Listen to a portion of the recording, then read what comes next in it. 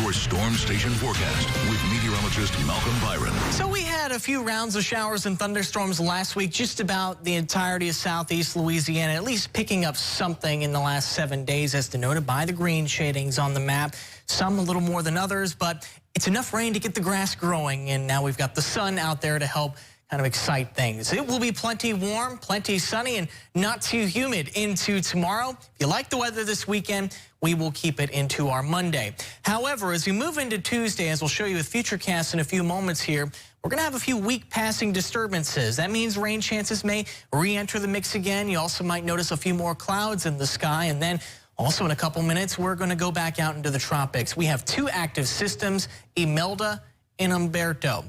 Closer to home, we have no tropical worries, though, and that's great.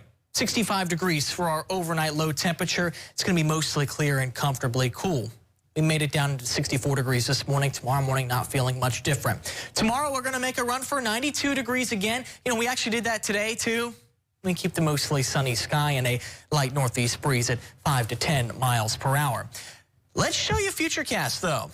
Tomorrow afternoon, you don't see too much on there, but as we take the clock into Monday night and early Tuesday, west, you'll start noticing this wave of clouds. That's attached to an upper-level disturbance, and that's going to guide right into the capital area going into Tuesday. So while we may start with sunshine for Tuesday, we will notice the clouds on the increase. And can I rule out a spotty sprinkle or two? Not necessarily, but it doesn't look to be a huge issue. So we've got a 10% rain coverage for Tuesday, but even that might be a stretch. And that's the last day of September.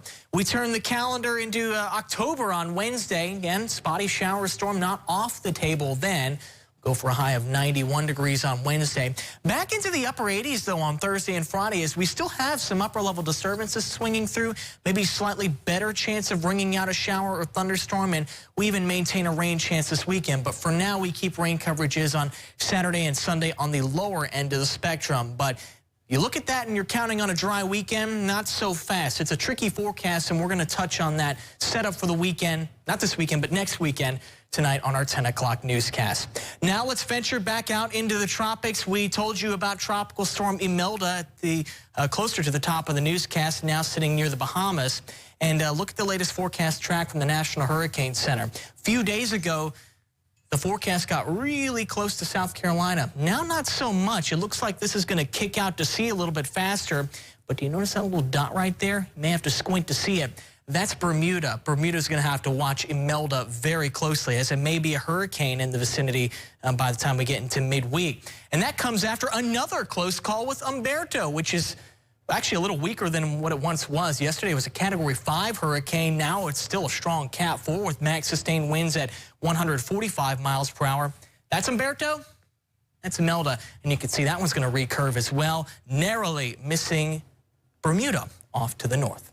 Okay, that's a check of our weather. We're going to take a break on the news at 5:30 and continue next.